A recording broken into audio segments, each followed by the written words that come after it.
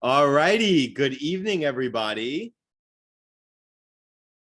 I hope everybody is doing well.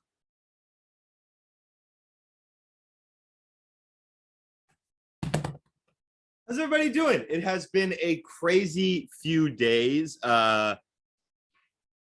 Some unique action in the market over the last 2 days. And then today, a very clean upside trend that even though I made a lot, I can't help but feel like I didn't capitalize fully. Nonetheless, though, it has just been a wild few days in the market. I hope everybody has stayed safe.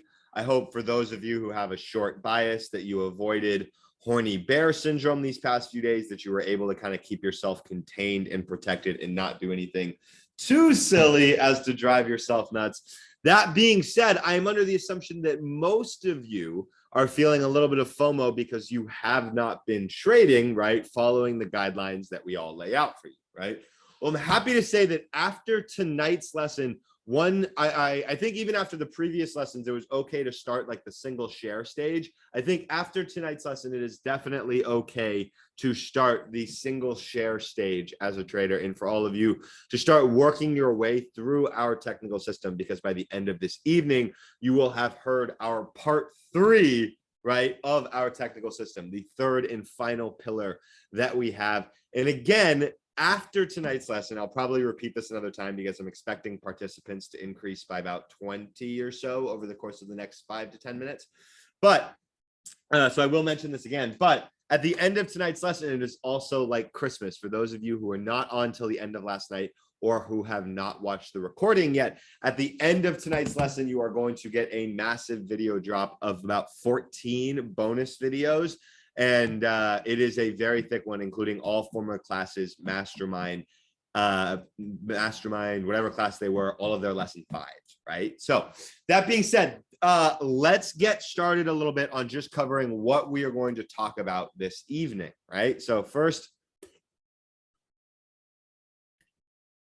it's not cold anymore. It doesn't really work for me. So everybody make sure that you got your fresh LaCroix. You make sure that I'm sharing the right screen. All right. Let me get this minus in the background. Perfect. All right, my friends. With that being said, we are now at 8:02 Pacific. 8:02 Eastern, 5:02 Pacific.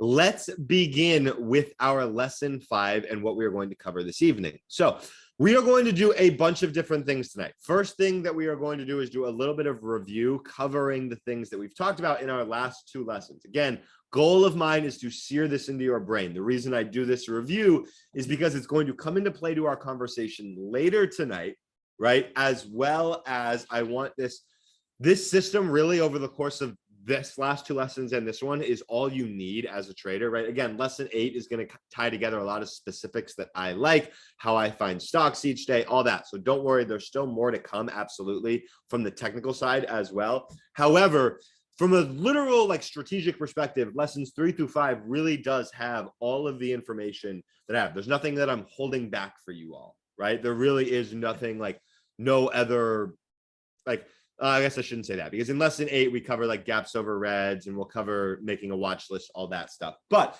nonetheless, the main core, 95%, 99%, whatever the case may be, of our strategy is explained in these 3 lessons, right? So tonight is going to be that final piece of the puzzle. So we are going to be doing review to make sure that it's seared into your brain. Then we are going to cover failure patterns first and how that relates to buy and sell setups. In our last lesson last night, I asked you all if you had been seeing buy and sell setups on a frequent basis. You had all said yes. And then I asked you if you had been seeing buy and sell setups fail on a frequent basis. You also said yes, right? So tonight we're going to talk about how we can use those failures to our advantage and potentially find actionable trades within them. From there, we're going to dive into multi-time frame analysis, which will be the meat and bones, so to speak, or the meat of the bone. I'm all over the place on my phrases today. Bear with me. It will be the meat of tonight's agenda, because I want to make sure this is a complicated topic. Again, of all the topics and the pillars and all the lessons, There's a reason why every class gets access to every class's lesson 5. It is because it's the one where I use a different example. It is the one where I believe that different examples can teach you different things. So there are a few standout ones that I want you to make sure you go back and watch at the end after finishing our lesson tonight, so that you make sure you cover all the bases of multi-time frame analysis. Truly, it is a subject that could be talked about for a long, long time. And then at the end of multi-time frame analysis, we are going to start, not fully, but tie everything together and go through our 4 rules, aka our checklist, when we are going to enter a trade, right? So it is a very thick lesson. Let me make sure that everyone's muted. They are now. We have Mr. J Groove and Mr. J Babs on tonight. I know Callan is also right down there. So to help answer any questions that you might have along the way. So that being said, let's dive into it. So basically, as a little bit of review, one of the first things that we talked about in lesson 3, and one of the things that, as I mentioned, I'm going to be drilling into your brain for the course of the next few lessons, is this triangle offense concept, right? I really hope that it's starting to make sense to you on a conceptual basis, right? Because this isn't like the triangle offense analogy isn't like rock hard science, right? It's more of just what it sounds like, an analogy. It's more of an art, right? Which is much like trading, I believe, in the sense that while you have to have some sort of firm rules, you have to have a scientific process, it really is more of an art than a science, right? And that's what the triangle offense did to separate itself from set plays that were traditionally run in basketball, right? So much like the triangle offense, rather than trying to predict what the defense or market is going to do, we are reactive to what the defense market is giving us, right? However, with being reactive, we have our set of 5 rules, right? And these 5 rules are very important to us because they help give us guidelines and structures on how we should be reacting as the market starts to make its move in any direction that it does, right?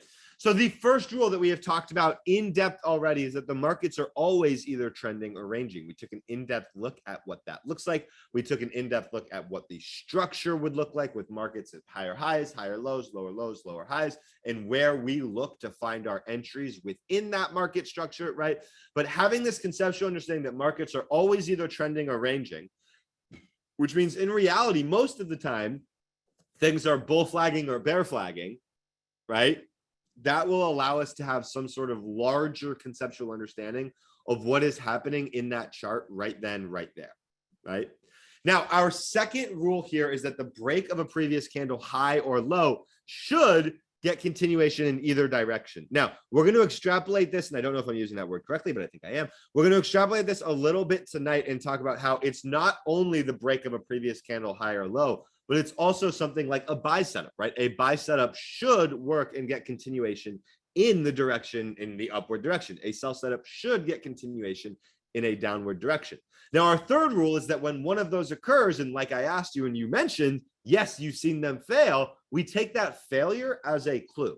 When what should happen does not, we take that information as a clue, right? Now, our fourth rule is going to come into play a lot this evening, and that it is candle analysis is applicable on all time frames. So every single thing that I have taught you so far is valid on all time frames, even the levels. I only use 1 hour for charts for the levels.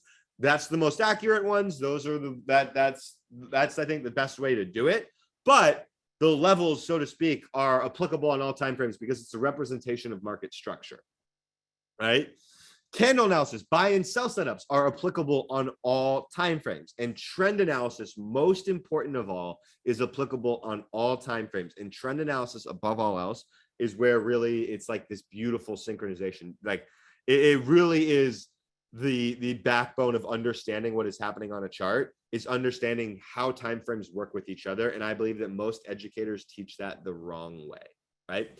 Now, lastly, our final rule that we have in our triangle offense that we react to is that the markets move from level to level, right? So I'm curious, just based off what you have all seen from literally one day of knowing how to draw the levels, Have you started to see reactions at those levels and actionable trades start? This isn't for Instagram, it's just for my own knowledge, right? But have you started to see them start to play out, right? And again, this is literally day one. I don't expect you all to be rocket scientists with these. Perfect, right? Perfect. That's what I love to see, right? I don't expect you all to be experts with them. I don't expect you to have a perfect understanding of anything yet. But foundationally, I expect you to be understanding how to find them or asking questions about it. Every single question that I've seen in the questions channel today looked really good in terms.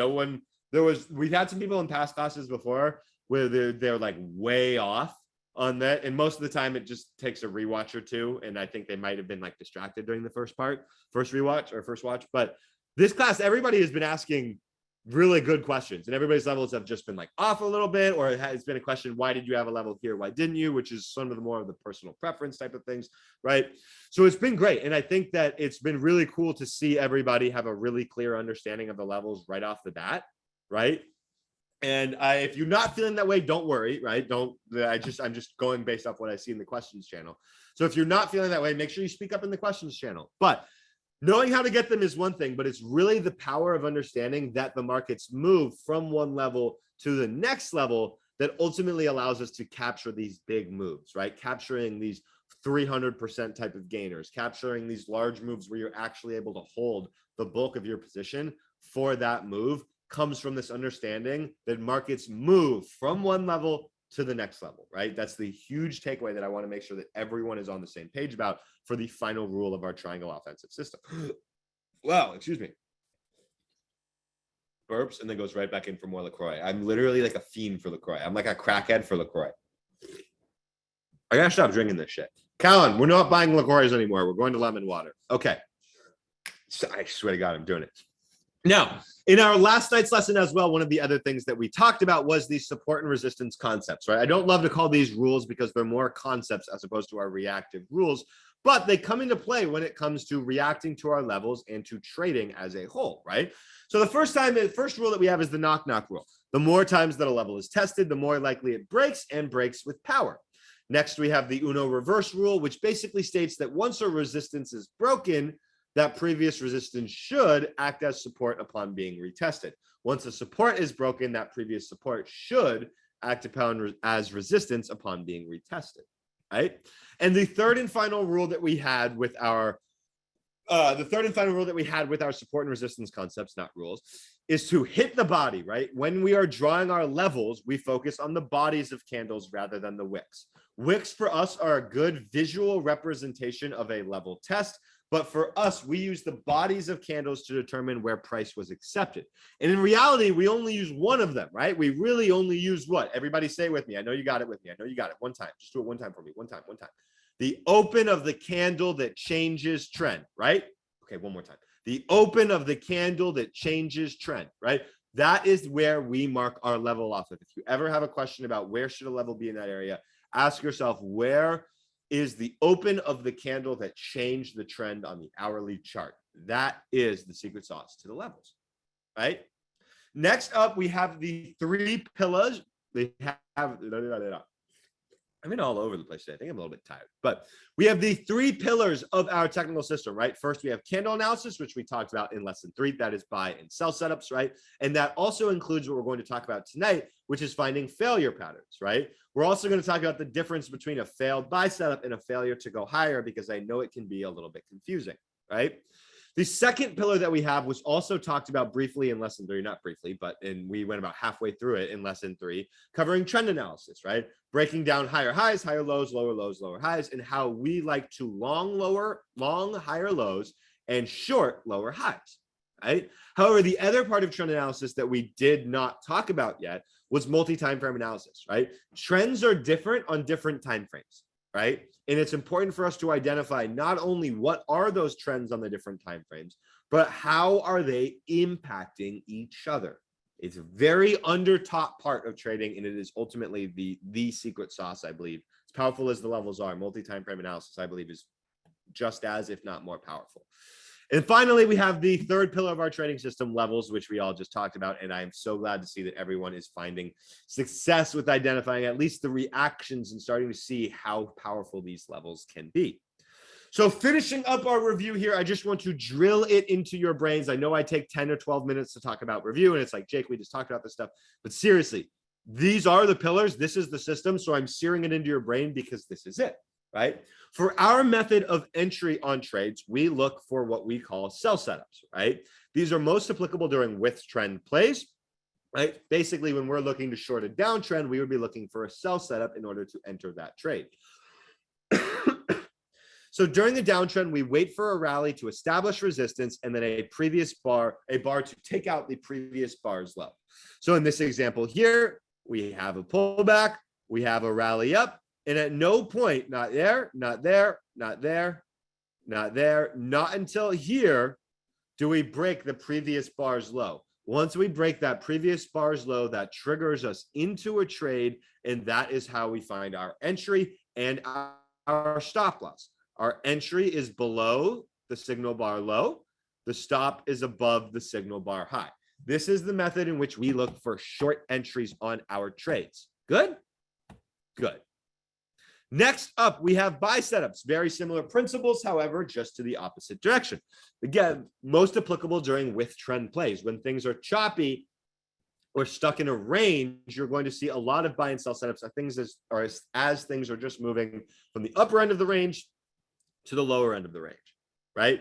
So it's important that, again, you identify that we have something that has the potential to trend or already is trending when you take these buy and sell setups. For us, buy setups have a very formal definition, much like sell setups. During an uptrend, we wait for a pullback to establish support and identify that establishment of support by a bar taking out the previous bar's high. In this example, we have a big green bar uptrend. We start to get a pullback. Don't break above highs, don't break above highs, don't break above highs. And here we finally break above a previous bar's high, thus triggering us into that trade. We have our signal bar that signals to us a trade is forming, and we have our entry bar, the green bar here, which is the bar that we use to enter that trade, right? Now, that's buy and sell setups, right? However, like we talked about before, buy and sell setups often fail, right? The other thing that you might have seen commonly talked about, maybe you've read about it in the education section with the key terms, or surely you have heard people talking about it reading through Trading Floor. And if not, I'm going to introduce it to you right now. There is another concept that we have that is just that. It's more of a concept than anything. It's a broad understanding of how charts move, right? I would call failures to go higher a visual representation of these two rules. Sorry, I have a phone notification. Who's oh, it's my dad. I'm gonna text him. Sorry, it's my dad. I just want to text him, make sure everything's okay, but everything is okay. In class, we'll call after.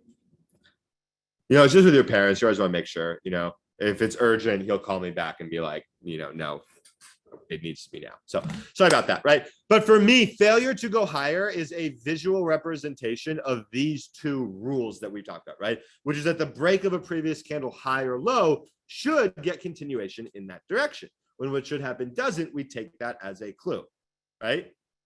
So of this action right here, right? The first potential spot, so to speak, right, of a failure to go higher is this red bar right here. And really what it is not necessarily the red bar, but it's the fact that the next candle takes out its low. For our purposes, we're going to assume an uptrend based on previous data, right? So just assume uptrend, right? This is high or low. From there, we have a green bar followed by green bar followed by green bar, and all of those green candles break above the previous candle's high, right? Based on what we know about charts and based on the rules that we follow, the break of a previous candle high or low should, quote, should get continuation in that direction, right? So we have this move up here, right? And we have a move up here in all of these bars. We break above previous candles high and we end up continuing higher. And in none of them do we break the previous candle's high and then get beneath the previous bar's low until this one, right? So let me clear this to make it a little bit more clear. But right here is the first time that we start to see a failure to go higher start to come into play, right? So the concept, or excuse me, before I get into the concept, but the clue of a failure to go higher in this particular case, I would say, is the fact that we have a red bar, a red candle when we've had all previously green. And there's that topping tail, right? Meaning that we market or buyers tried to push it higher and sellers reversed it and kind of pushed it down. Just that little tail right there, right? And the bar closes red. However, in and of itself, that bar in a vacuum, is that candle a failure to go higher? Ignoring what happens after it, just referencing this candle right here. Let me clear that, do it again. This candle right here. Is this a failure to go higher in and of itself?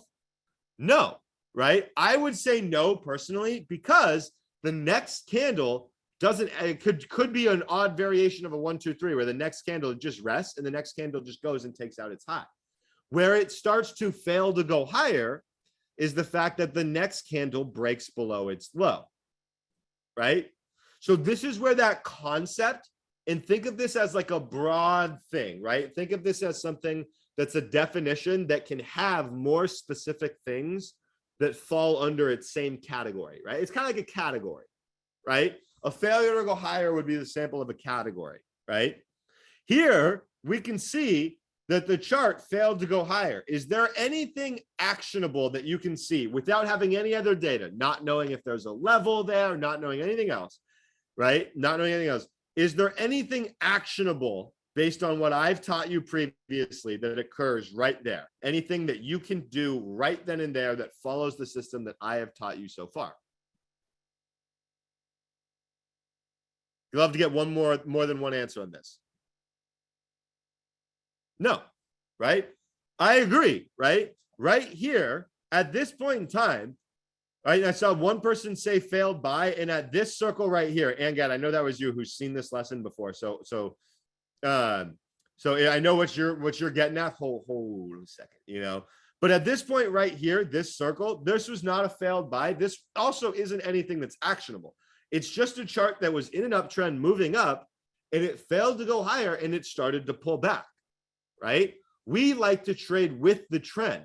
So the vast majority of times, we are not going to be shorting a failure to go higher that's still in, for all intents and purposes, that's still in an uptrend, right?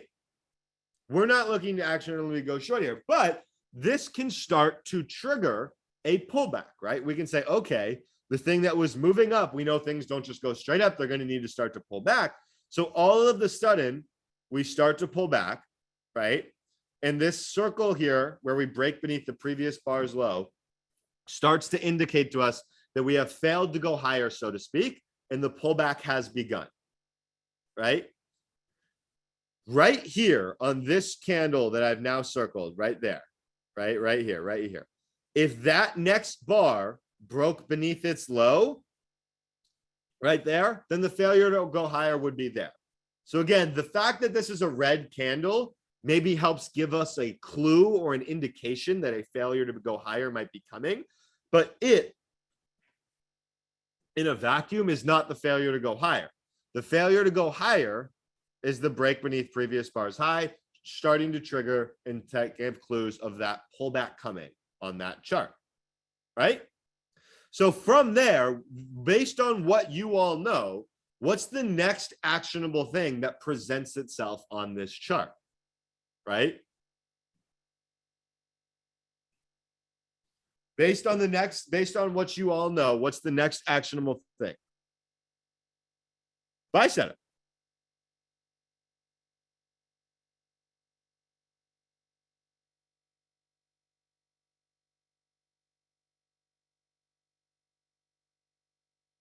Right? Exactly. Right here. This is without knowing what comes next on this chart. I'm going to pause for 1 second. I'm getting that. I got that brief notification that the internet was unstable. It does that very briefly sometimes for like a minute or two. Then it always fixes itself. So don't worry. So I'm going to pause and I'm going to say that stuff again. Right? Based on everything we know, we have a move up in an uptrend, a pullback, and then right here, we trigger a buy setup with a PHL or PHL, right? Now, without knowing what comes next on this chart, right? That's what we see. That's valid. That's what I would be looking for with everything that you all know. That's exactly what I would be looking for based on this chart, right? Now, I'd hope that there was some sort of level there or some sort of other reference point. But again, we're going to follow up on all of that more this evening, right?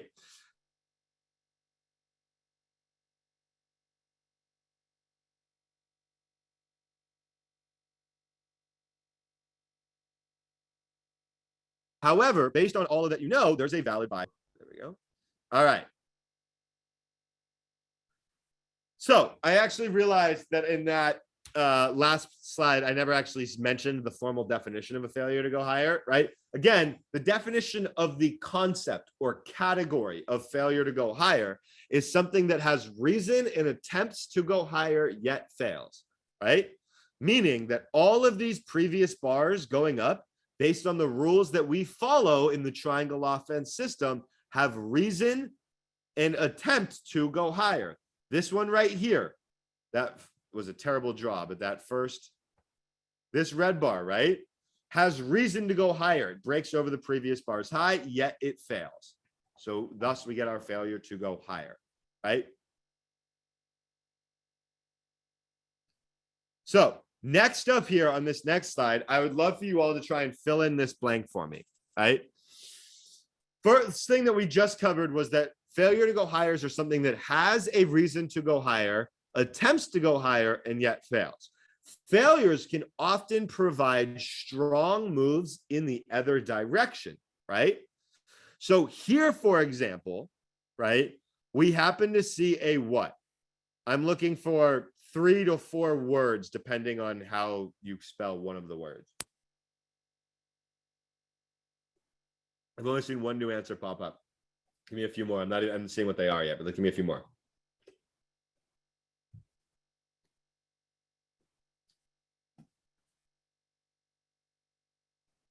Okay, it lagged again, but is it back? I think we're back a little bit now. Okay. So again, you didn't miss much in the lag, don't worry. But many of you got that right, right? In this particular example, what we are seeing is a failed buy setup, right? So don't worry, you didn't miss anything during the little bit of the lag, and it always fixes itself out in the recording, especially too. So even if you're good, I promise, right? So here, for example, we see a failed buy setup, right? We have an uptrend. We pull back, we break above previous bar's high, we get that buy setup, right? But that buy setup ultimately ends up failing once we take out its low. Whoever was long based on that buy setup, right? Whoever was long based on that buy setup, they, for example, would then be stopped out of their position, right? So here's what you are seeing is a failed buy setup. A failed buy setup is one of the things that falls into a category, the overall category of a failure to go higher, right? So let's think about it like this. This is the analogy that for some reason it works. I don't know why, but it always works, right? But if you are thinking about a couch, right? You're thinking about purchasing a couch. You need a new couch for your house. You need a new couch for your office. You want to come smoke joints with me. In order to smoke joints with me, we need a new couch, right? But I don't have a whole lot of room here. So instead of a couch, we're going to end up purchasing a love seat, right? A love seat. You want to get real nice and close to me. You know, we want to hang out and smoke that joint, right? A love seat, right, falls into the category of a couch, right? All love seats are actually still couches. They all fall into that category, right? All failed buy setups fall into the category of failure to go higher, right? So think of it like this. If you're trying to identify failed buy setup versus failure to go higher, what is what and when is one actionable? The more specific one is the more actionable one, which would be a failed buy setup, right? Now on this particular chart, we have the move down, pull back right there, right? Fails the buy setup, right? And right here, earlier on than where the buy setup actually failed, right? Because it stopped people out under that low. But earlier on here, we get a failure to go higher, right? we get a PLH.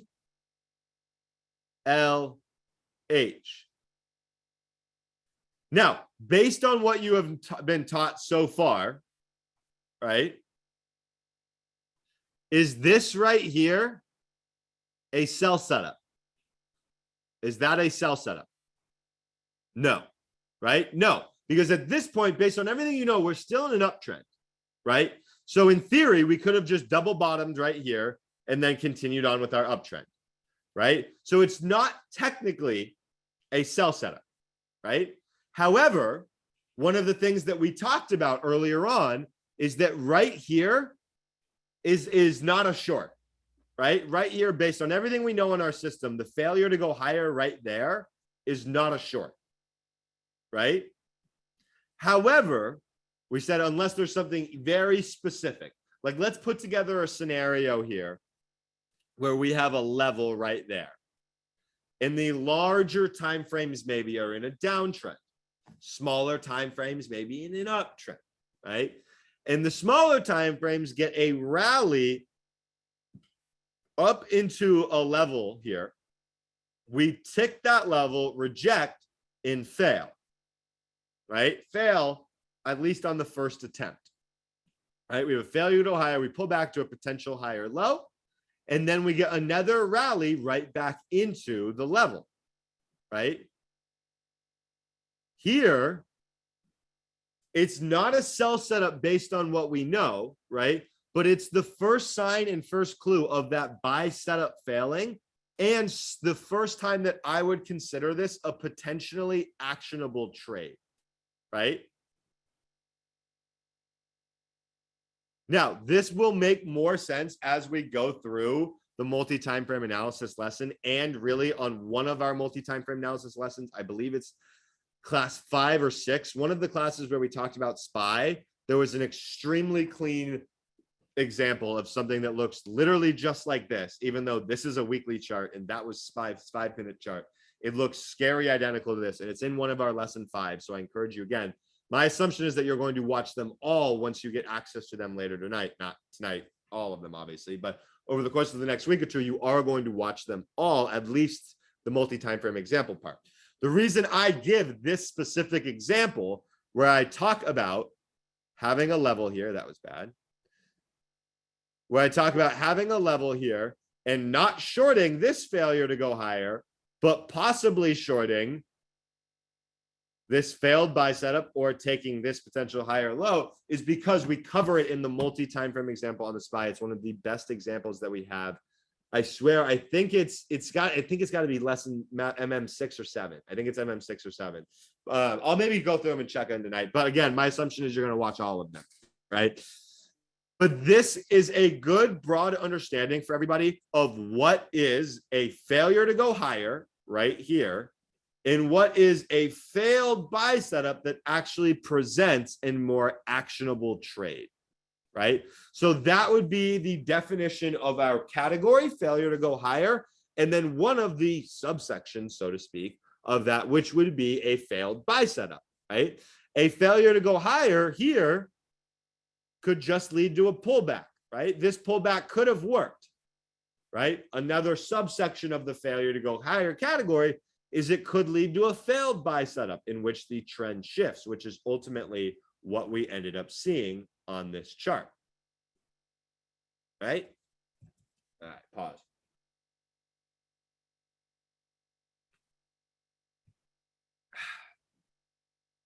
Right? So again, I got a little ahead of myself. So we have this couch example and love seat example. The couch is the broad category. That's failure to go higher.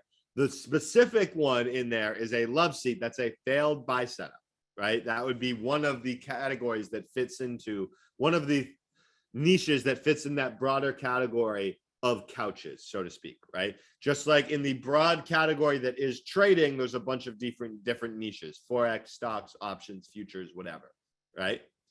Now, next, what we have is what is known as the flip side of this, which is a failure to go lower, right? So failure to go lower in principle is exactly the same, right? It's something that has reason and rationale to go lower, yet fails, right? So failure setups often provide a move that get a strong move in the opposite direction. So here we see that this chart clearly has a base of support that it's holding at this rectangle. It gets a slam underneath and a close underneath, right? But the next bar fails to go lower, and then we break over that bar's high, thus pivoting us and changing direction, right?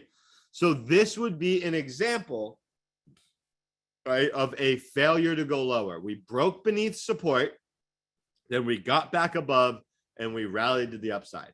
One of the most common ways that you will see this, and what I was looking for very specifically on Meta today, is something just like this, where we have a level here specifically, but a level that's been reacting pre-market, especially. We break beneath and then get back above, right? Based on everything you've learned and all the trade reviews we've had, we're going to cover that more specifically in lesson 8. But that is, I hope everybody has at least an understanding of the concept of that, right? Where we have a level, right? We break underneath it, we fail to go lower, and reverse back to the upside. That is one of my favorite ways to trigger into a long trade.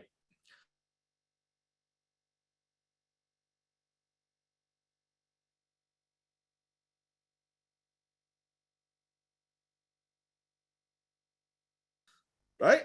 So a little higher, sorry. All right, yeah. So let's review this one more time. All right. Here, for example, pause. Callan, can you turn the TV off? I'm thinking the TV being on might be doing something.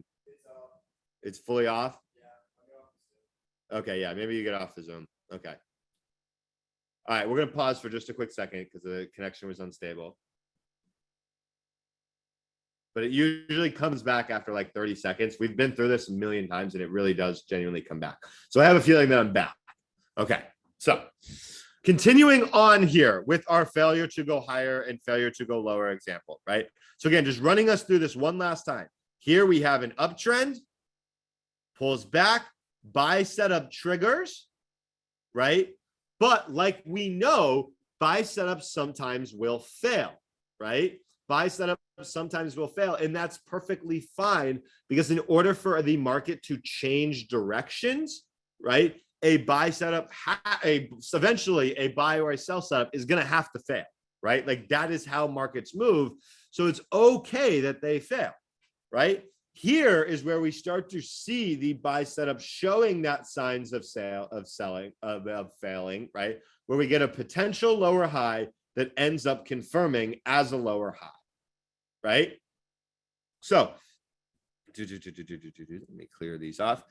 Now, the nice part about this, right? We also talked about how there is the failure to go higher concept and then the failed buy setup itself. Now, the nice way about this is here's how we can use this to our advantage for an actionable trade, right? So first, let's take a look at this failure to go lower example, right? A failure to go lower would come when something has reason and rationale to go lower, yet fails, right? So here we see something's pulling back, it's selling off, has all the reason to go lower, right? But we then get a rally within a downtrend, right? This rally, this green bar here, doesn't actually change the trend in anything, right? It just is a rally within a downtrend. We could absolutely be seeing a sell setup. And a sell setup is actually what ends up triggering, right? So here you can see downtrend, downtrend, downtrend, rally.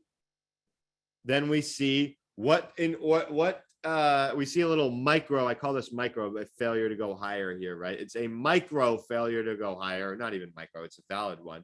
But the reason it's a failure to go higher, let's revert back to our definition here, right? The reason it's a failure to go higher is anything that has reason to go higher, attempts and fails, right? So right here, this red bar does break above the previous candle's high. It fails to go higher, right? And it then sets up a potentially actionable clue for us, AKA right here, we trigger a sell setup, right? We see a downtrend, a rally, and then a failed sell setup, right? That failed sell setup ultimately ends up acting as a potential higher low that confirms into a higher low, right? So take a look at this chart, right? Here's the way it goes. Downtrend, move up. We get the failure to go higher. That gives us a pullback, which triggers our sell setup. The sell gives us signs of failing with that potential higher low that eventually confirms as a higher low, right? That is the exact same thing that we saw on this chart, just flip-flopped, right? Here we see an uptrend, right? Pullback, buy triggers. Then we get signs of the buy failing. Potential lower high turns into lower high and trend flips, right? So now, based on everything that you've just seen, you've now been able to discern an uptrend and how it flips into a downtrend, right? Then you've also been able to see on this example here how we have something that is in a downtrend, continues that downtrend, attempts to get the continuation with the sell setup. The failed sell setup ultimately is what flips our trend, right? We get a potential higher low into a higher low. In a failed sell setup is how we change from uptrend to downtrend, or excuse me, from downtrend to uptrend, right? So buy and sell setups are not only how we identify how chart entries on the trades that we want, but failed buy and sell setups are literally how charts move. That's my favorite part about this system, is this is how charts move. And guess what? It's never going to stop working. This is the one area where I'll disagree with some people that are great. Like Umar is a great trader. He says there's no one golden strategy, blah, blah, blah. Disagree with him heavily there. This is the golden strategy, not because it's better than anybody else, but this is literally how charts move, right? You have buy setups that work, and then you have buy setups that fail. In a downtrend, you have sell setups that work, and then you have sell setups that fail, and that flips our trend, right? So it's the understanding of, again, the buy and sell setups specifically, you're going to see them a lot, but seeing them in the sense of, are they changing trend at all, or am I taking a with trend trade, is something that will come with you at time with more and more and more and more and more experience. All right. But here's where I like to go from this particular part in this particular presentation. All right. This right here, where we technically fail the sell setup, we'll call it right there, right? Because we break above that bar's high, where we fail the sell setup, right? In our love seat versus couch analogy, right? Which one is this? Is this more of a love seat or is it more of a couch? This failed sell setup. I'd love like 5 answers. Just take a guess. Love seat. You're all right. Love seat. Exactly. It's a love seat, right? That's the failed sell setup specifically in action, right? It falls into that category of failure to go lower. Then we start to ask ourselves the question, why did we stop in reverse right here, right? Why did we stop in reverse right here? Now, it might be that there was a level in place, right? Or maybe the level was right there, right? But if we take ourselves here to our next slide, what you will actually see,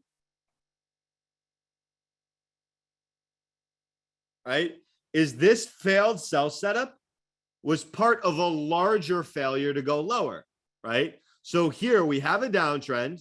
It rallies, a downtrend, rallies, downtrend. Here we have support, right? We have a low that's held, right? Here, right? Here, for the first time after failing to go lower, right? For the first time right during this area right here, is there the first time that we fail a sell setup, and this is where we change trend, right? So here we have a downtrend, right? Lower low, rally up, lower high, sell setup triggers.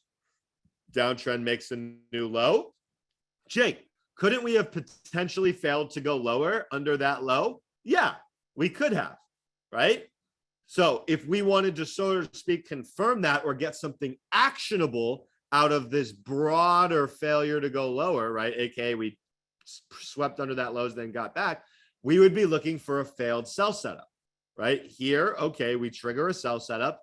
We don't fail it. Okay, we get a little bit of a rally there. Kind of looks like we start to fail, but we don't. We continue the sell setup. We continue down. We continue down. We continue down.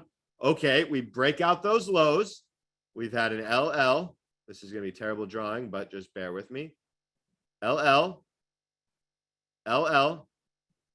But we are sort of failing to go lower. We've broken under that support. In reality, we should continue to trade lower, right? And instead, we get a rally up, and then the failed sell setup is ultimately what flips this trend. And that failed sell setup is what gives us the actionable potential move on this trade, right? Or on this chart. That's the first an actionable potential move that we could have done. Now, a safer play, and we'll talk about this much more in just a few minutes, would be to buy like a higher low after the flip of trend. But this is an actionable type of trade that you hear us reference when it comes to failure to go lowers, right? So in this example here, right, the fact that we broke under this low and failed to go lower, that is our couch. That's our failure to go lower conceptually. Right here, that failed sell setup, that is our love seat. That is our more defined where we can start to identify, okay, whether or not we look for a trade there or wait for a new higher low, right? Now, all of a sudden, we've got an actionable potential change in trend coming from that move right there, right? So we haven't even started to talk about multi-time frame analysis, which is the bulk of tonight's lesson. But with this covering of failures to go higher and failures to go lowers, which I know are going to be confusing. I know it's going to take a few rewatches. However, you now all know how charts move. Congratulations. You literally know how candles move. This is it. This is how they do it. This is how things go from uptrends to downtrends. This is how things go from downtrends to uptrends. And I hope that it was as mind-blowing for you as it was for me. And the best part is that should definitely not be the most mind-blowing part of tonight. In the previous masterminds, like 3 and 4 and 5, I didn't even cover failure patterns. In this particular one, I snuck it into lesson 3. But then starting in mastermind 5 or 6, I think I started to add a way more in-depth failure patterns part to the front before we dive into multi-time frame analysis, right? So with that, that's a great point for us to pause. Take a quick breather, 3 to 4 minutes, go grab some water, some coffee, go smoke a joint, go to the bathroom, whatever you need to do. We'll be back in 3 to 4 minutes. All right. And I can't wait to BRB.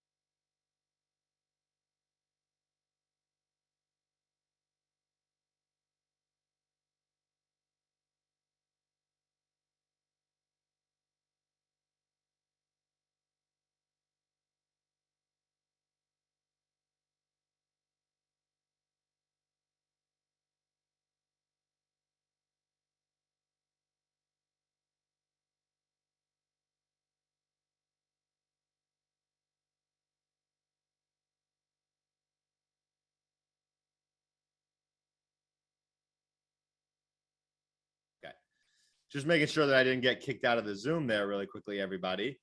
Welcome back. Let me get the annotate tool off. All right, we back.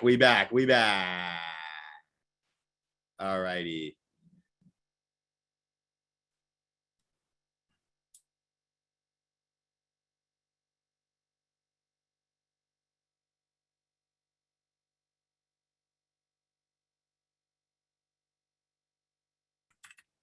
All right. Now, what I would say first is that that was the wrong slide. Where am I? I'm getting lost in my slides. I just need to control Z. I'm getting so lost in my own slides.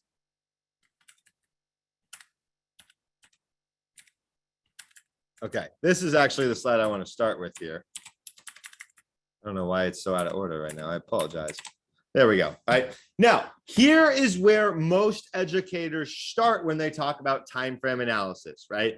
How many of you before have heard the term for time frame analysis when people have taught you time frame analysis, right? Where they've talked about using multiple time frames. Talked about this with the phrase top-down analysis, right? Where they say you start at the top and then you drill down, right?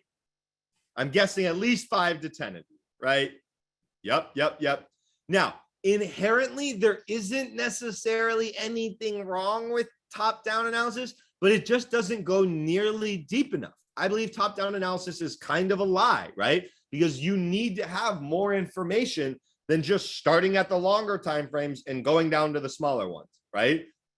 Right. And so in order for you to have that more information, right, you need to understand how the time frames react with each other, right? So what most educators teach you isn't necessarily wrong, right? They talk to you about how longer time frame focuses are for overarching trends and identifying potential larger moves. They don't maybe phrase it as nicely as that, as we do, right? But that is what larger time frame focuses should be. Smaller time frame focuses should be entries, exits, and management, right? That is the part of top-down analysis that isn't inherently wrong, right? Now, the part of top-down analysis that is missing is understanding how these timeframes interact with each other, right? And how we specifically use them, right? So now, in order to best explain to you, and I think this might be the first time in a long time that Ron G is not on during a lesson 5. And Ron G was actually the creator of this analogy. Initially, I was using a different one, right? But in order to understand multi-time frame analysis, let's break it down into something that we all understand very well, right? And that's smoking joints. Whether you're somebody who smokes or not, I would love it if you wanted to smoke a joint with me, right? You want to come all the way out here to California to smoke a joint with Callan and myself, maybe pick up some people along the way. But let's envision for this particular example that you live in New York, right? You live in New York. I give you the call. I say, yo, I'm out of weed. I need you to come bring me a joint, right? But you're all the way in New York, right? For some reason, planes are down, so you have to drive to me, right? You have to take a road trip to me. That overarching longer road trip from New York to California is your weekly chart, right?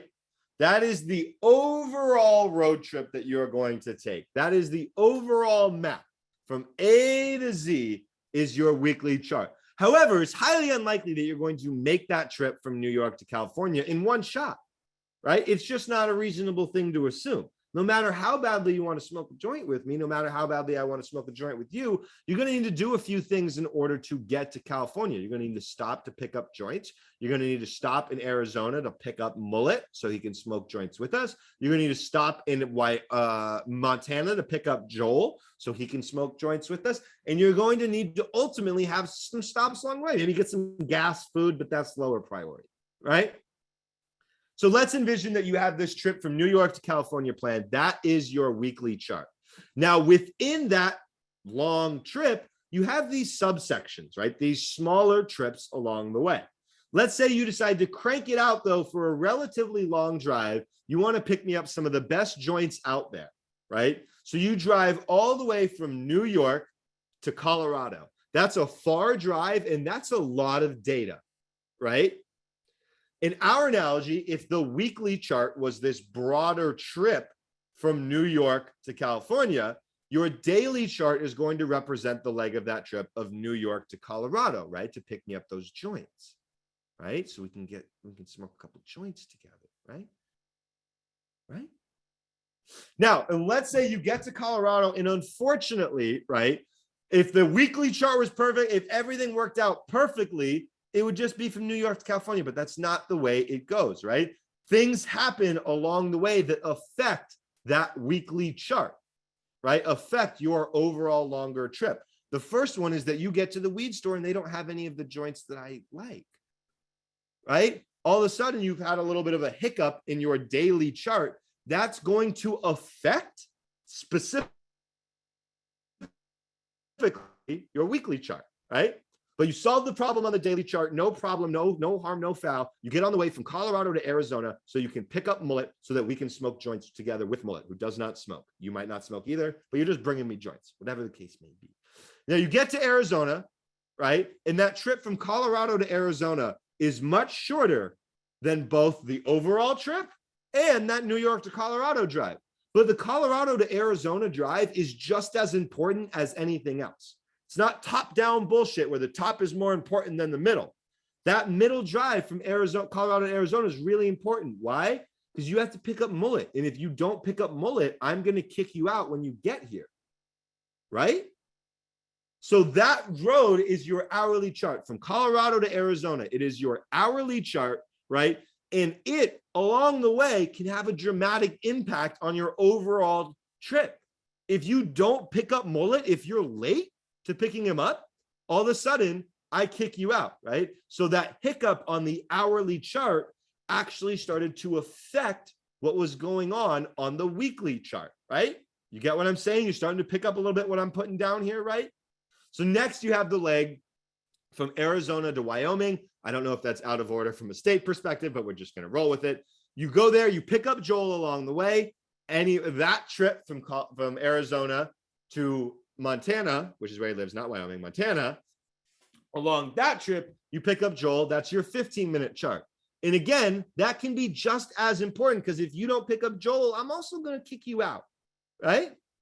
Then finally, you get from that trip from Wyoming all the way to Los Angeles as a whole. That's your 5-minute chart, right? The 5-minute chart, that's really important. That's like the last leg of the journey where you're getting to get that final gas. You're stopping at gas for the final time before you get to me. Something messes up on that 5-minute chart, it can affect everything else on the longer time frames. You stop and get gas and you have the last leg of the journey. Why? Because if you don't get gas, you can't make it to me. You can't smoke these joints with us. You can't have a party. And what's the point of all of this if we can't smoke a joint together? Right? Right? But the importance of that analogy is understanding that what happens on the smaller parts of that trip will affect your overall larger picture, which for us is the weekly chart, right? So I want you to understand that these time frames impact each other. They are what dictates and what will ultimately move an individual chart, right? So we do always, this is the part of top-down analysis that was wrong. That was part of top-down analysis that was wrong. Top-down analysis that was semi-right is that we do always want to consider the longer time frames above all else. The larger picture always takes priority for us, right? The weekly chart is our first priority, right? It is our first priority in determining any type of trade that we are going to take. I don't care if you are scalping using our strategy to scalp, which is totally fine. If you're scalping a 1-minute chart, which I don't advise, but that's what you succeed at, no worries. Even if you're doing that, I want you to be focused on the weekly chart overall as a whole, right? So that you can have an understanding of what is going on in the larger time frames. Pause. My dad texted me, and again, I just want to make sure this is an emergency. No problem. I want to hear your commentary. He's going to ask me about stocks. I'm going to finish this lesson, and I have to call my dad and be like, yo, so here's what the market's going to do. Dad, take the mastermind, bro. Maybe we can work out a little family discount. I don't know. Right? I'm totally kidding. But next up from the weekly chart, we have our daily chart, right? For me, daily chart is bread and butter for individual candle analysis as well as trend analysis, right? It really is that bread and butter. The hourly is the key to it all. Levels, trends, buy and sell setups, everything. The hourly is the key to it all. The hourly helps paint a picture for us clearer than any other time frame, in my opinion. If you ever get to a point after learning our system, even 3 or 4 months down the road, where you find yourself in a rut, because yes, that will happen. You will go through hot and cold streaks. That happens to me still. If you find yourself in a rut and you've been using the 2 and 5 minute time frames for your buy and sell setups, maybe revert back to a 15-minute or an hourly chart for your buy and sell setups and see how that starts to affect your win rate and your stress levels, right? Next, we have the 15-minute chart, which I personally consider the 5-minute plus, right? For me, this 15-minute chart is most powerful after 8:30 a.m. I might have just kicked something downstairs. The 15-minute chart for me is most useful after 8:30 a.m. Pacific Eastern, 11:30. So basically, after the first 2 hours of market open, the 15-minute chart presents really clean buy and sell setups, right? Then we have the 5 and 2-minute charts, which are our main management timeframes. The 5-minute really is mainly for management, and the 2-minute is for early entry, early analysis, entry, and exits, right? So with that, I need to pause because apparently my slides were a little out of order. So let me make sure that my slides are all back in the right order.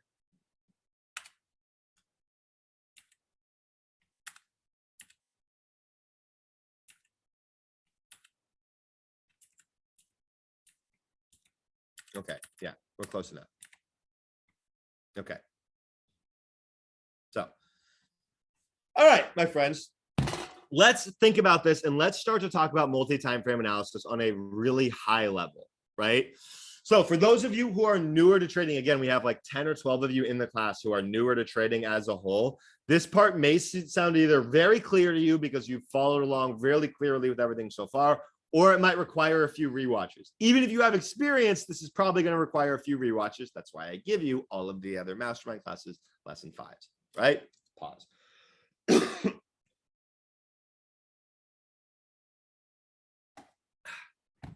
Right? So let's think about this. Let's think about this, right? First of all, we've already talked about how the larger time frames always reign supreme, right? The larger time frames always reign supreme. However, all time frames are impactive of each other, right? Your trip from New York to California, your weekly chart still has a whole lot of things along the way that impact that weekly chart, right? So let's envision that something is in a weekly uptrend. And I know why I just did something that I did a second ago. Let's envision that something is in a weekly uptrend, right? For example, I already revealed to you that this chart was NVIDIA, and it indeed was the weekly chart that was in an uptrend, right? So in this particular example, we have a move up, and then here a pullback starts to happen, right? A pullback, or it starts to go sideways, then pull back, right? And it does that in 1, 2, 3, 4 candles, right? 4 weekly candles, right? Let's all make sure we're clear on that. This pullback was a 4-bar pullback on 4 weekly candles, right? So now if we're thinking about this, right? If we're thinking about, hey, a weekly chart is in an uptrend, right? What would need to happen in order for that weekly chart to get a pullback within its uptrend, right? For any previous mastermind students who are sitting in on this class, please don't answer. Let the former ones answer, right? I don't expect anybody to get this right, but I would love to hear some answers for it. A pullback on a weekly uptrend would require the what? Would require what? What would it require? Daily failure to go higher, daily charts in a mini downtrend, failure to go higher, failed sell setup, daily downtrend, daily downtrend. Exactly. I love that we're starting to pick up on this, right? So we just talked about how there is 4 weekly bars that get that pullback for NVIDIA. That's 4 weekly candles. There are 5 daily candles inside of a weekly bar, right? So that means that within this weekly pullback that was 4 bars, right? That means there was 20 individual 1-day daily candles, right? It's highly unlikely that it went sideways and maintains its uptrend for 20 candles, right? When it starts to go, and that's a lot of candles. That's a lot of data, right? Think about that. Think about 20 candles going sideways. And we can see from the weekly chart, they don't go sideways. They actually go down a little bit. So in order for that weekly chart to get that pullback, right, that would require the daily chart to shift into a downtrend. Right? So a pullback on a weekly uptrend would require the daily chart to shift into a downtrend. Right? Now let's think about this and let's extrapolate real quickly. Right? A pullback on the daily chart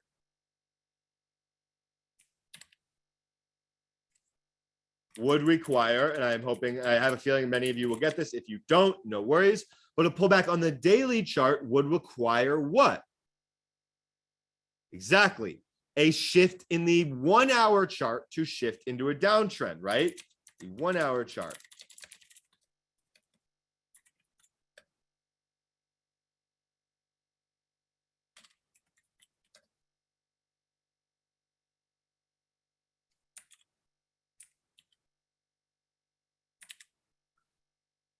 Right? A daily chart. And actually, let me.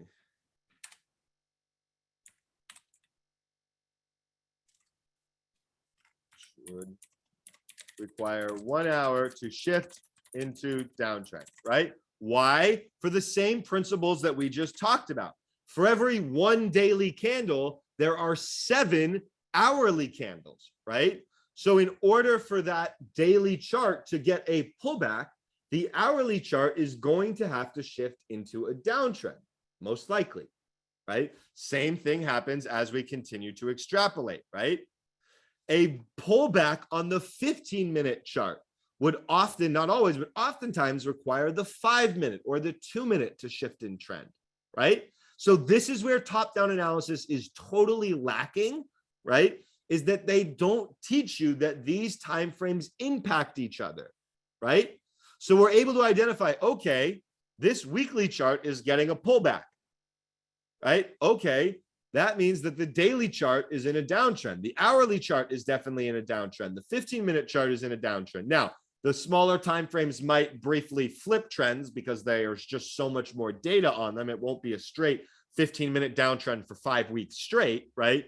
But you will see, right, that ultimately, you will see that trend shifts, right? And ultimately, what was it that very first led to this weekly buy setup? Based on the timeframes that we use, what was it at some point in here that led us to eventually having this weekly buy setup? What time frame shifting? Right, a 5-minute or a 2-minute was the answer I was looking for, right? 5 or 2-minute. In theory, someone just said daily. You're not wrong. Eventually, within this weekly flip or weekly buy setup, the daily would have flipped trend too. You're not wrong. But before the daily flipped trend, at some point, there would have been a 2-minute failure to go lower or failed sell setup, right? Right? Everything that we've talked about earlier on tonight. At some point, this chart right here actually was a 1-minute chart. So at some point on this weekly pullback, at some point, a 1-minute chart flipped the downtrend. And then that 1-minute downtrend flip, which we would never watch the 1-minute, we use the 2, but this was a 1-minute. So the 2-minute flips the downtrend. Then the 5-minute flips the downtrend. Then the 15-minute flips the downtrend. Then the hourly flips the downtrend. Then the daily flips the downtrend. And all of the sudden, those flips give us that weekly buy setup, right? Right. So what triggers the pullback on this weekly chart? We just answered that. A pullback on the weekly would require the daily to shift to an uptrend, right? Right. A 2-minute chart shifting, right, into a different trend would ultimately be the thing that starts to lead us into these higher time frames flipping, right? So smaller time frame flips can absolutely be important because every bigger time frame flip started with a smaller time frame flip, right? It's gorgeous. It's gorgeous, gorgeous, gorgeous, gorgeous, gorgeous. Right? So let's go through a few more of these here. Right? So let's say, for example, the daily was flipping into a downtrend, right? A pullback on the hourly would require that 5 or 15-minute charts to go into an uptrend, right? So let's pause right here. I can add annotate. Okay. Pause, share. Right. Pause.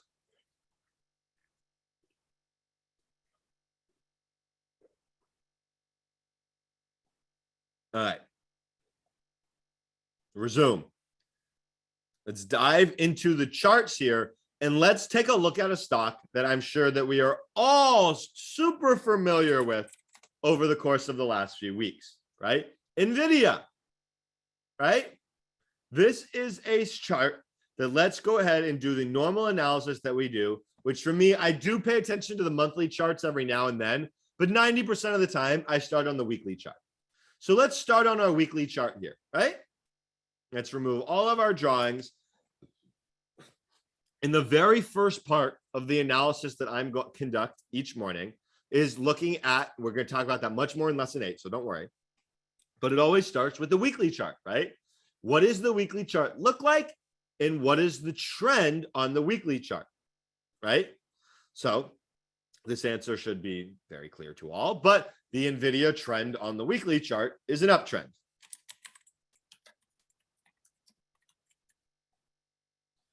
Not breaking and reinventing the wheel there, right? Now, then let's go ahead and take a look here at the daily chart, right? The daily chart as well is in a clear uptrend, right? We have a brand new higher high there. And we can't put PHL here yet because we haven't broken above that little wick. So I'm not going to do that yet, but it should be clear to all why this is a daily uptrend, right? When I told you all earlier that everything I teach you is in a super specific order for very calculated reasons, I meant it, right? Because the daily is in an uptrend, but all of a sudden we get a clue that the daily is going to start to get a pullback, right? The daily chart is going to start to get a pullback, right? Think early on in our lesson, what's the clue that the NVIDIA uptrend is going to start to get a pullback? What am I thinking here? Give me a few more answers. You're all on it. A couple of you answered are on it. Failure to go higher, right? Again, going to take you back over there, right? And one of the things we talked about very early on in this lesson, right, was this failure to go higher concept, right? We talked about here, we had a failure to go higher, but it was really the break beneath the previous candle's low that started to trigger that pullback, right? So I know some of you may have been confused because you thought I might have been looking for a time frame answer. No harm, no foul. I wasn't expecting anybody to get it right, but I do that to tell you, to bring you back and tell you how everything is synced together, right? We talked about earlier in this lesson how the failure to go higher would start to trigger a pullback, right? So now diving back into the charts, NVIDIA's in a weekly uptrend. The daily is in an uptrend. Daily potentially signaling a pullback.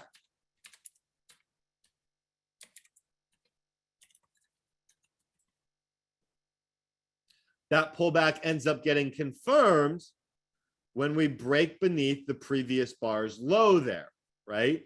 And the NVIDIA chart starts to pull back, right? Now, let's drill down a little bit more specifically, right? Because the clue to us after the fact that the daily chart on NVIDIA was going to start its pullback was the break of that bar's low in the failure to go higher, right? But we just talked about how in order for the daily to get the pullback, the hourly would have to shift into a downtrend, right? Not always, but most of the time. At the very least, the 15-minute is going to have to get used to shifting, or is going to have to shift into a downtrend, right? So NVIDIA hourly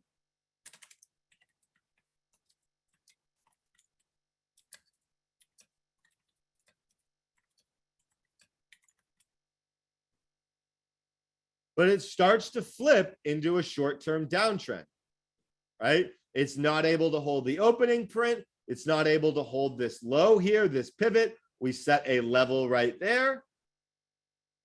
And this needs to be open, high, low, close.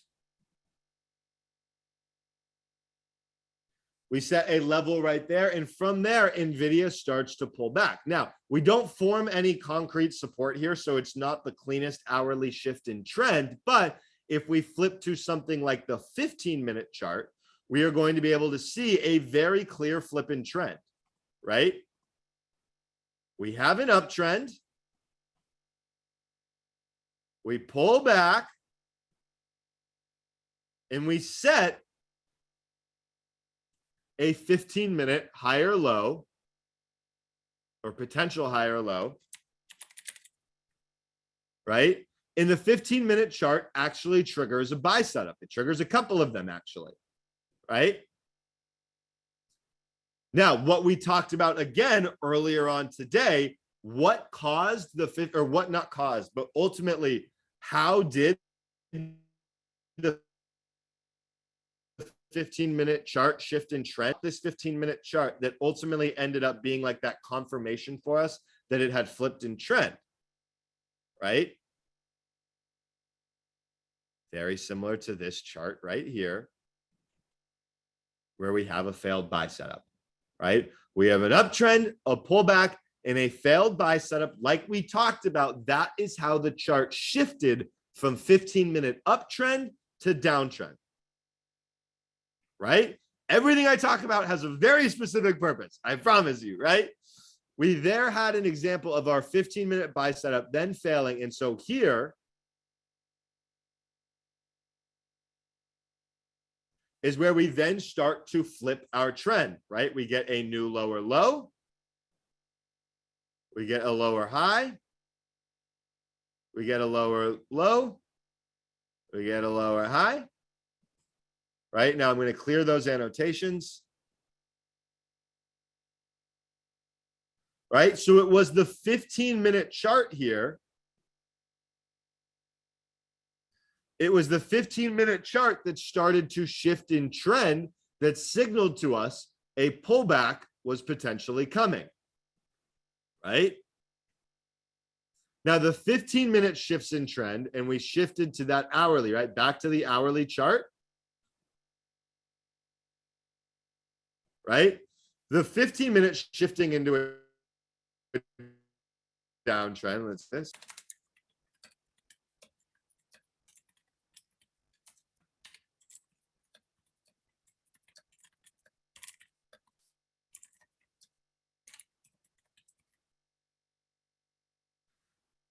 Right? So again, we're looking at this day right here, the day that NVIDIA gapped up and had this inverted hammer, right? The weekly was in an uptrend, the daily was in an uptrend, right? But the daily bar was potentially signaling a pullback with the inverted hammer. Then we flip to the hourly chart, right? The hourly chart was starting to shift its trend a little bit and starting to fail a little bit, right? The 15-minute chart was our clue, right? That this was our clue that the hourly and the daily were going to fail, right? If we drilled all the way down into the 2-minute, right? The 2-minute would actually be the first one to shift trend, right? Now, I don't always use this as a real high or low, but at this point in time, we do have a little bit of a failed pullback here that does set up a higher low. The 2-minute chart ends up failing that trend, right? This is not an hourly level. I'm just going to mark it with a dash.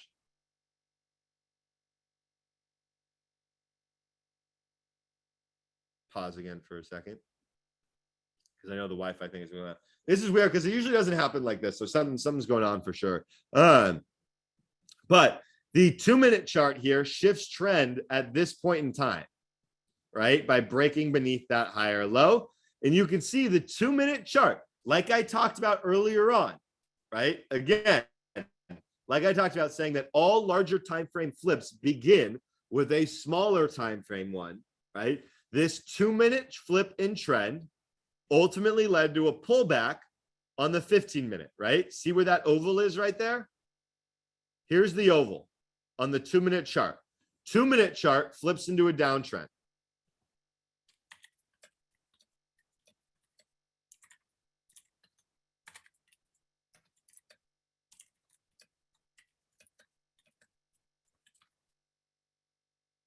Right, so now we're going to go through this chart, kind of reversing engineering it, right? So we first have the 2-minute chart that flips into a downtrend at this oval right here.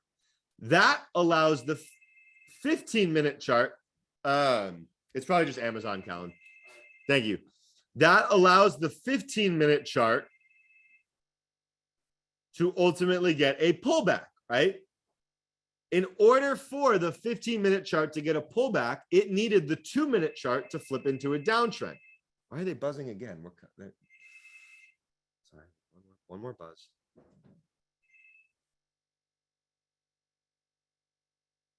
All right. So here we see that the 2-minute chart flipped into a downtrend, allowing the 15-minute to get a pullback. The 15-minute chart here flips into a downtrend.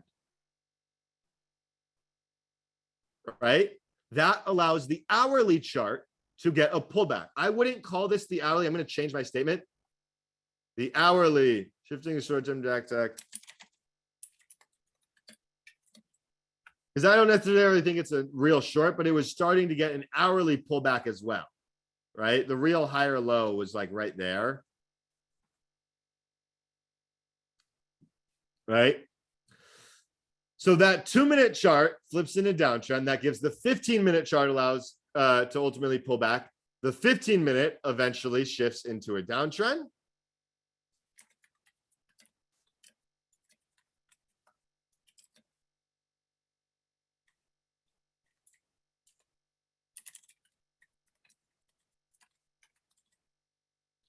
Right, which gives us that hourly pullback.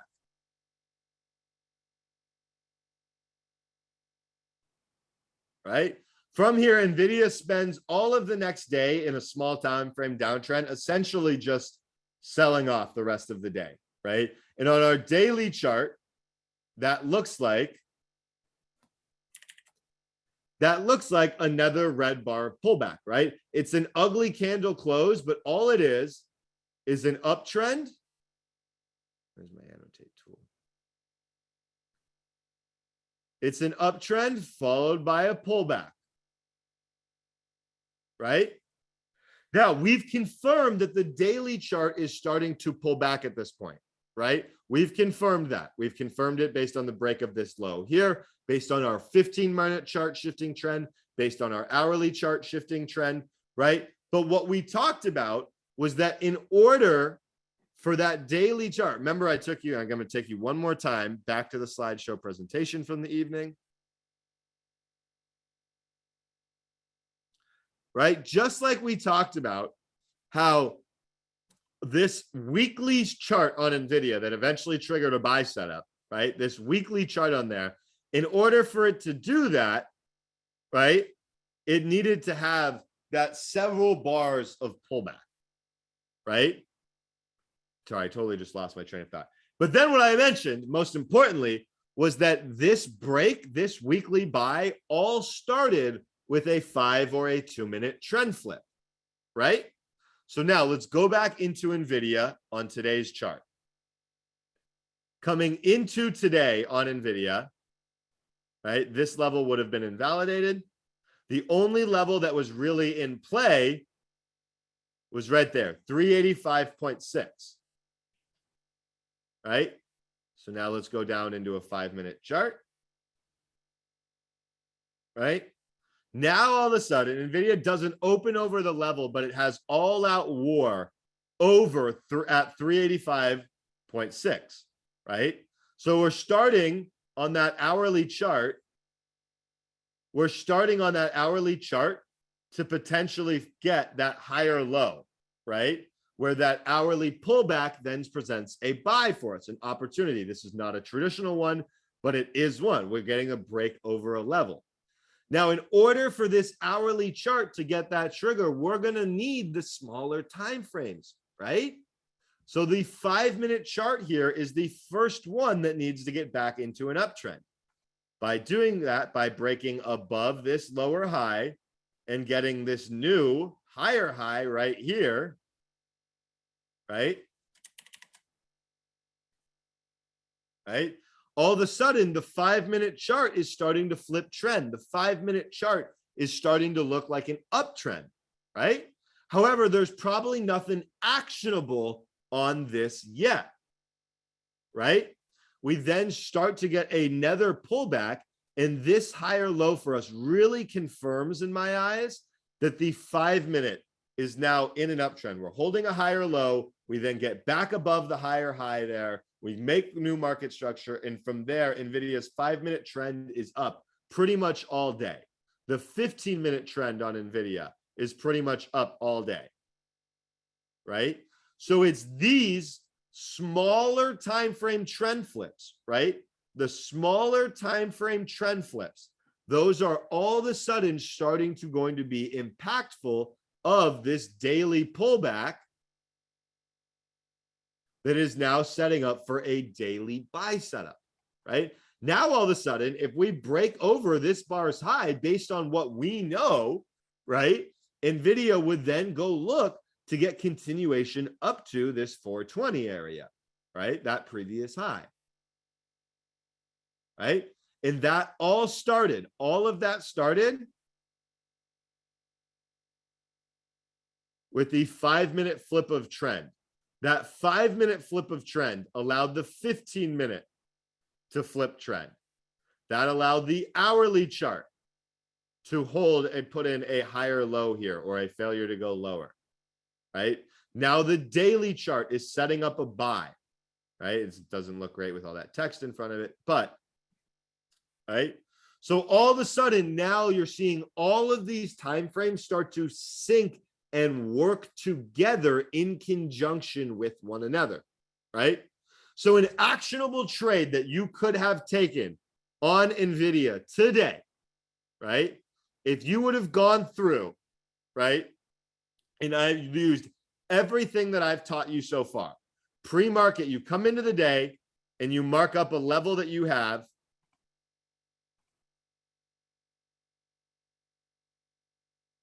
At 385.6, right? That's the level. You then go and mark up your next level, which is technically it's like, right. It's kind of funky, but I'll go ahead and put it right there, right? Because we do get red to green there at 401.35, right? So from our level to level knowledge, one of the first things that you could be looking for is a move from 385.63 to 401.45. Right? And you could also have put this is just a weird chart right there. So the levels isn't super specific, right? I would say that the more important level here is 411.03. So really you could have been looking for at least 411.03 potentially on this trade as well. Okay, let me remove. So the first thing, right? The first thing is looking at the chart and identifying the levels on them, right? So then let's drill into this chart as if it was pre-market, right? And we start to identify rule number 1.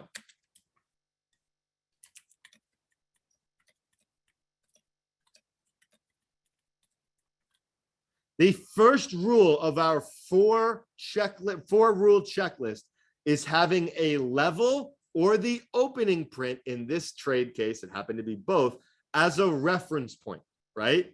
If there's no levels in the area, if NVIDIA didn't have a level right here, right, I'd probably be much less interested in trading it.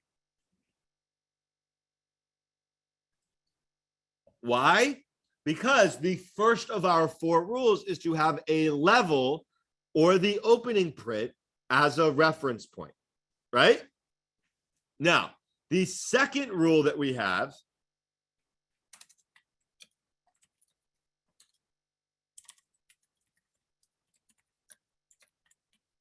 is that based on everything I've taught you about trend analysis, right, is that I want you to be trading primarily with the trend, right? That is some of the more stress-free, more stress-free trades that you'll find are the ones that are trending. When you have a clean trend develop, the buy setups and sell setups work really well. It's clean. It's more understandable action. We want to be trading with the trend, right? Now, the third thing that I taught you, in addition to identifying what a trend is when trading trend pullbacks, aka higher lows or lower highs, we want to wait for a trigger, right? AKA, we want to wait for a buy setup to trigger on that trade, right? If we're trading the upside or sell side, right? But we want a setup to trigger. That way we have a stop loss and an entry defined for us, right? Now, the fourth thing, and the most important of all, is above all else, we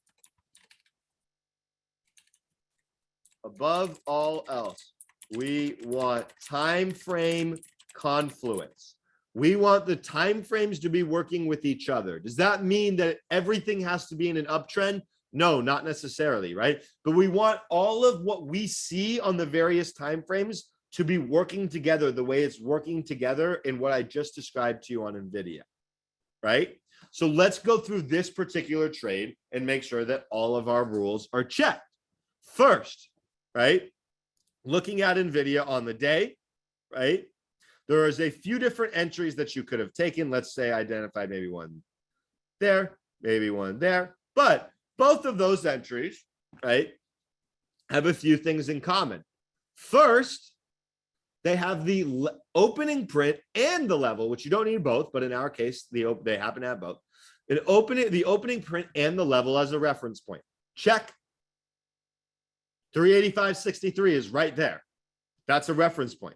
That's right there. Whether you enter here on the pullback to the level, or whether you enter here on an initial break, or on this another pullback right here, right?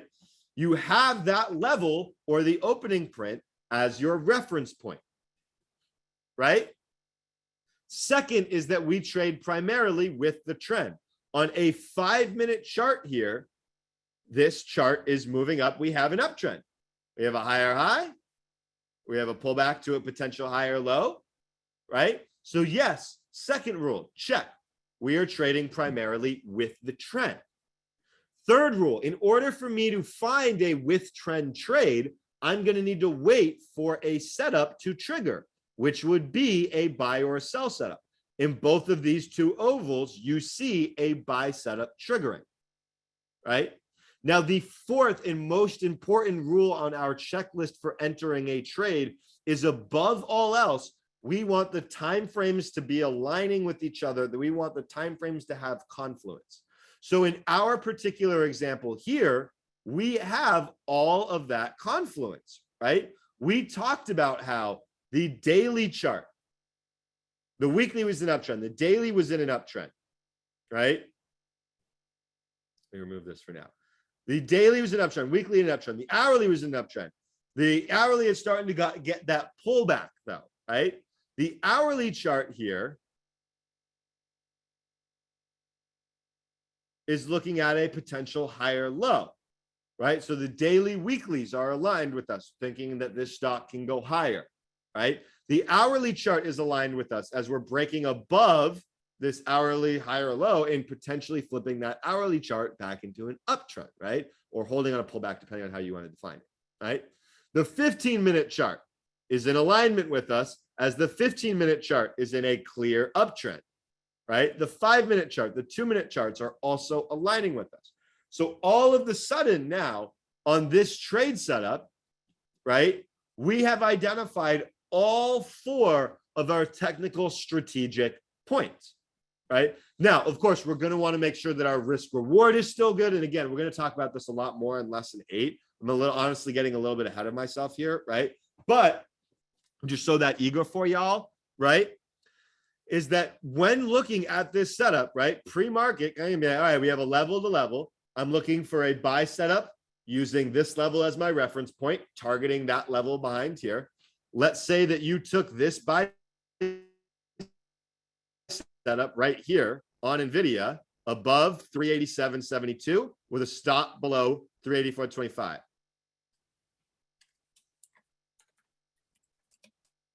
Risking $2, right? Your upside target is at 401.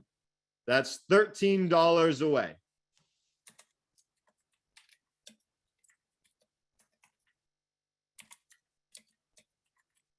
That R to R equals fire, right? So all of a sudden, you have now gone through our entire technical system.